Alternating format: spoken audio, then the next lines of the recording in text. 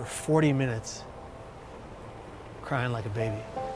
Bikers, joggers, tourists, runners, they went by me. Police officers searching for suicidal people went by me twice. I'm standing at the ledge, leaning over the rail with tears flowing down to the waters. And I thought to myself, absolutely nobody cares. And then the voice in my head said, jump now, and I did. And the millisecond that my hands cleared the rail and my legs flew over it was an instant regret. The depression was wiped from my mind, and all I wanted to do was live, and I thought it's too late. Kevin Hines was 19 when he jumped off the Golden Gate Bridge.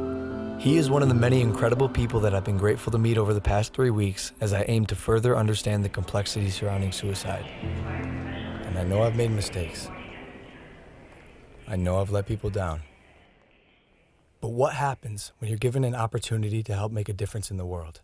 The backlash against the social media star. A very popular guy called Logan Paul is in some hot water. He's a complete and utter insensitive idiot. Taking a break from daily vlogging. Even he says his latest content was his biggest mistake. I want to apologize to the victim and his family. It's time to learn from the past as I get better and grow as a human being. I'm here to have a hard conversation so that those who are suffering can have easier ones. So I've never been so humbled in my life by a single event. Were you kind of shocked by it? I was shocked to discover just how big this is. You've never known anybody that killed themselves? No one.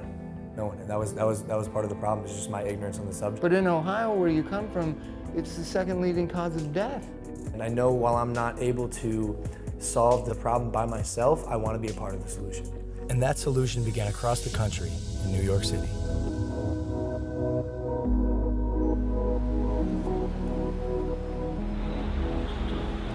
We sat down with Dr. John Draper, director of the National Suicide Prevention Lifeline.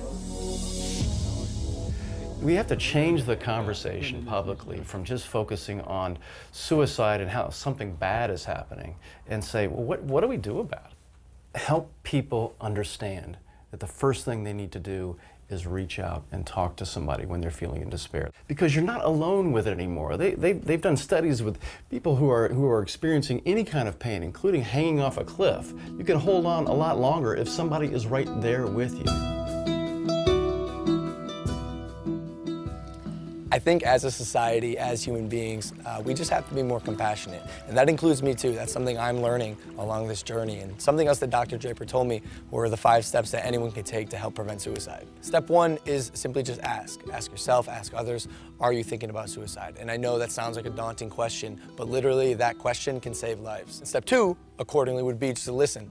Be present, don't make any judgments, and then step 3 would be there for them, even after you've already asked, because dependability is key. Step 4 is then help them connect, whether it's with a friend, a family member, a local suicide hotline, therapist, but help them reach out to someone so they don't have to deal with this alone. Lastly, step 5 is just check in on them, show them that you care, call them up, say, hey, I want to make sure you're okay, can I check in with you over the next few days? So one of the things that is so important about reducing stigma is getting stories out there about people positively coping with suicide. Do you guys know anyone I could talk to with the lived experience of suicide? Absolutely. We have quite a number of people that we could refer over to. Yeah. That'd be great. Yeah. And that's how we got introduced to Kevin Hines. 17 years ago, Kevin jumped off of the Golden Gate Bridge and survived. These are individuals whose stories, when people hear them, they say, you know, maybe I can get through. As opposed to hearing stories when people haven't. And those are, unfortunately, those are the stories that we've heard before. Now we're hearing more and more stories of people being more open about it. As I was saying before, Logan, for every one person that dies by suicide, there's 287 other people that think seriously about it but don't. Those are stories, again, that have not been told. If we told those stories of people who got through it as opposed to one who didn't, imagine what kind of influence that would have on people's behavior. When I found out that 1 in 6 high school kids seriously think about suicide, that's stunning. Yeah. This is such a common problem. Logan, all I wanted was for one person to look me in my eyes and say, hey kid, are you okay? I am so grateful to be alive. And I'm grateful today for every millisecond I get to breathe. Because it was almost all ripped from me by me. What's one thing you would have said to your younger self to the Kevin who was 19, sitting on the bus, if you were next to you, and instead of the guy who pointed and laughed, what would you say? I would just put my hand on the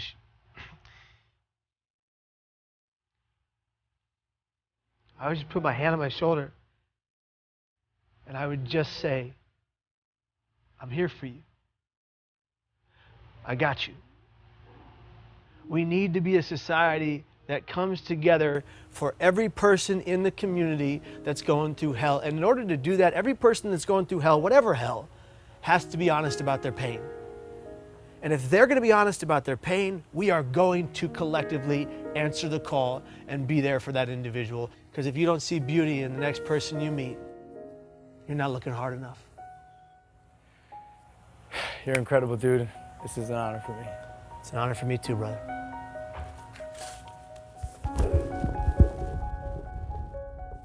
From this point on, I want to make an effort to contribute and immerse myself in the conversation, so I'm pledging to donate $1 million to various suicide prevention organizations, with the first $250,000 going immediately to the National Suicide Prevention Lifeline so they can increase their capacity to help those in need.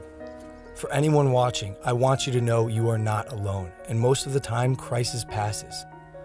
So if you or anyone you know feels alone or trapped, I encourage anyone to call or even text the suicide or crisis hotline. Both of those numbers are below, and although this is a tough conversation, it's important because things can and will get better. It's time to start a new chapter in my life as I continue to educate both myself and others on suicide.